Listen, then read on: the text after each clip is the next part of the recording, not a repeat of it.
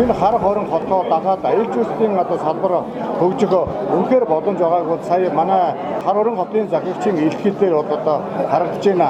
Тийм учраас бид томоохон төслүүдэд дагаад жижиг дунд төслүүд нь хоорондоо уялдаж кадастраар хөгжих сайжлах юм бол дэд үтс замаа дагаад хөгжил гэж ярьдаг.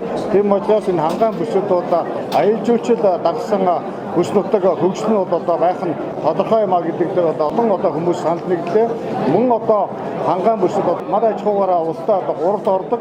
Энэ томоохон бүс нутаг учраас бүс нутгийнхаа манай аж ахуйн гаралтай сүү цагаан ил мах махан бүтээгдэхүүнийг төрөлжүүлэн хөгжүүлэх тодорхой хэмжээний үйлдвэрүүдийг ашиглалтанд оруулахаар ажиллаж байгаагаа бас гишүүд ярьж байна. Тийм учраас өнөөдөр бас хүнсний ховсгол, цагаан алт, шинэ хоршоо гээд олон сайхан хөдөлгөөнүүд хөдөө орон нутагт маань төлхөө хэрэгжиж байгаа.